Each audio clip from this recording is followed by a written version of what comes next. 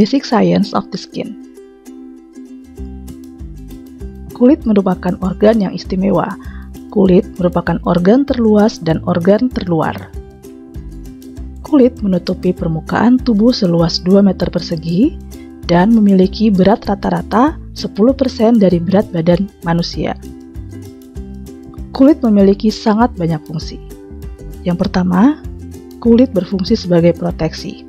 Lapisan kulit, karena merupakan lapisan yang paling luar, berfungsi untuk menahan, melindungi, melapisi tubuh manusia dari gangguan mekanis, gangguan kimiawi, dan mikroorganisme dari lingkungan luar. Bila kulit kehilangan fungsi proteksinya, akan menyebabkan terjadi luka, kulit yang kering, infeksi maupun inflamasi. Lalu kulit berfungsi sebagai organ imunologis, di mana pada lapisan epidermis dan lapisan dermis terdapat sel-sel yang berfungsi untuk berespon terhadap adanya patogen. Misalnya, di lapisan epidermis terdapat sel Langerhans, kemudian di lapisan dermis terdapat sel mast. Gangguan fungsi kulit akan hal ini akan menyebabkan infeksi, inflamasi, dan reaksi alergi. Kulit juga berfungsi dalam regulasi suhu tubuh manusia. Kulit membantu menjaga suhu tubuh tetap konstan melalui perlindungan oleh lemak dan rambut, serta dengan mempercepat pelepasan panas melalui produksi keringat. Gangguan fungsi regulasi suhu ini akan menyebabkan hipertermia ataupun hipotermia. Kulit juga berfungsi sebagai proteksi terhadap radiasi sinar ultraviolet. Melanin yang dihasilkan oleh sel melanosit di lapisan epidermis akan melindungi sel dari radiasi ultraviolet. Gangguan fungsi melanin akan menyebabkan seseorang rentan terhadap kanker kulit. Kulit memiliki fungsi sensasi saraf, di mana pada lapisan epidermis dan dermis terdapat sel-sel reseptor sensoris dan mekanoreseptor yang sangat penting untuk interaksi tubuh dengan objek fisik. Gangguan sensasi saraf akan menyebabkan rasa gatal, dysesthesia atau sensasi abnormal, dan tidak sensitif terhadap adanya luka. Kemudian, kulit juga turut berperan dalam proses penyembuhan luka. Kehilangan kemampuan untuk penyembuhan luka akan mengakibatkan penyembuhan luka yang terlambat atau tertunda atau delayed wound healing. Kulit juga membantu memberikan penampilan seseorang sebagai bagian terluar dari tubuh manusia. Adanya defek pada kulit atau adanya proses penuaan pada kulit akan sangat mempengaruhi kepercayaan diri seseorang, bahkan bisa memberikan efek kepada psikologi seseorang. Lalu kulit berfungsi sebagai prekursor vitamin D, di mana kandungan 7-dehidrokolesterol pada kulit akan menyerap sinar ultraviolet B, kemudian dia akan berubah menjadi prekursor vitamin D3 dan selanjutnya akan berubah menjadi vitamin D3. Kulit bervariasi ketebalannya pada setiap individu. Contohnya, kulit yang elastis dan longgar terletak di palpebra, bibir, dan prepusium. Kemudian kulit yang tebal dan tidak meregang terdapat di telapak kaki dan telapak tangan orang dewasa. Lalu, kulit yang tipis terdapat di wajah, leher, dan badan. Kulit tersusun atas 3 lapisan utama, yaitu lapisan epidermis di bagian paling luar, kemudian lapisan dermis, dan lapisan subkutis di bagian paling dalam, atau lapisan subkutaneus. Epidermis merupakan lapisan paling atas, dan sebagian besar tersusun oleh sel keratinosit. Ketebalan epidermis adalah sekitar 0,05 sampai 0,1 mm. Namun, meskipun tipis, epidermis terdiri dari 5 lapisan kulit, yaitu stratum corneum, stratum lucidum, stratum granulosum, stratum spinosum, dan stratum basalis. Kita akan melihat lapisan-lapisan epidermis ini dari lapisan yang paling bawah. Dimulai dengan stratum basalis. Stratum basalis tersusun oleh sel keratinosit yang berbentuk kolumner, tersusun berbentuk palisade, dan di antara sel-sel keratinosit ini terdapat sel melanosit dan sel Merkel. Melanosit berada di sepanjang stratum basalis. Terdapat 1 melanosit dalam setiap 10 keratinosit. Fungsi dari sel melanosit adalah menghasilkan pigmen, yaitu melanin, lalu mentransfer melanin ke keratinosit di dekatnya. Sel keratinosit di stratum basalis akan berubah menjadi sel di stratum spinosum. Sel di stratum spinosum ini berbentuk poligonal dengan nukleus bulat yang memiliki desmosom sehingga tampak sebagai spina atau duri.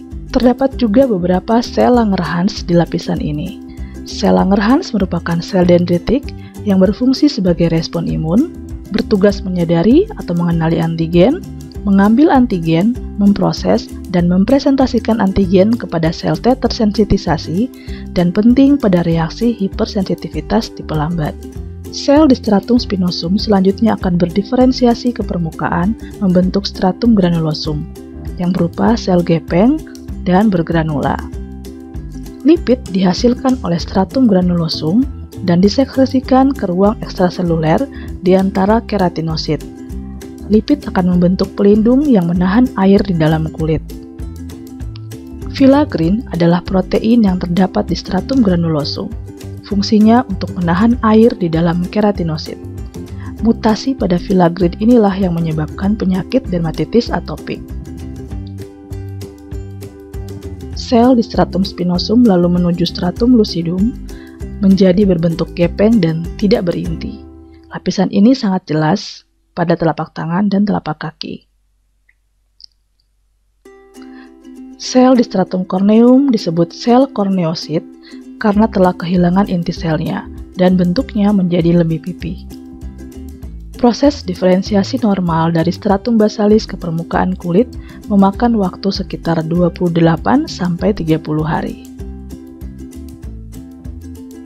Di bawah epidermis terdapat lapisan dermis yang tersusun oleh sel fibroblast, kolagen, serat elastis, dan terdapat juga sel mas. Lapisan dermis bersifat fleksibel, tetapi strukturnya keras, tebalnya sekitar 1-4 mm, sehingga lebih tebal daripada lapisan epidermis. Lapisan dermis mengandung pembuluh darah, pembuluh limfe, pembuluh saraf, serta kelenjar keringat dan folikel rambut. Fibroblast bertanggung jawab untuk sintesis dan degradasi protein jaringan ikat, sangat berperan pada penyembuhan luka dan pembentukan skar. Bila sintesisnya tidak terkontrol, dapat menyebabkan terbentuknya keloid. Sel mas terdapat di lapisan dermis, bertanggung jawab pada reaksi hipersensitivitas tipe cepat di kulit. Sel mas berperan penting pada penyakit urtikaria. Dermis terdiri atas pars papillaris dan pars reticularis. Pars papillaris adalah bagian yang menonjol ke epidermis, mengandung pembuluh darah dan saraf, sedangkan pars reticularis adalah bagian yang menonjol ke subkutis.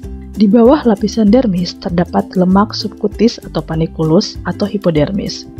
Lapisan subkutis berupa jaringan lemak yang memisahkan dermis dengan struktur di bawahnya, seperti fasia dan otot. Subkutis berfungsi menyekat tubuh, menyediakan energi sebagai bantalan dan melindungi kulit dan memungkinkan mobilisasi terhadap struktur di bawahnya. Kemudian terdapat juga adnexa kulit yang meliputi unit pilosebaceus dan kelenjar ekrin. Unit pilosebaceus terdiri dari folikel rambut, kelenjar apokrin, musculus arrector pili, dan kelenjar sebaceus. Kelenjar sebaceus menghasilkan sebum, dan kelenjar apokrin menghasilkan keringat yang bermuara ke folikel rambut. Kelenjar apokrin ini hanya terdapat di daerah ketiak dan anogenital. Kelainan pada unit pilosebaceus contohnya adalah acne vulgaris. Berbeda dengan kelenjar apokrin, kelenjar ekrin tidak berhubungan dengan folikel rambut. Kelenjar ekrin terbuka langsung ke permukaan kulit. Fungsinya membantu mengatur suhu tubuh dengan mengeluarkan keringat langsung ke permukaan kulit. Bila kelenjar ekrin tidak ada, dapat menyebabkan keadaan yang disebut hipertermia.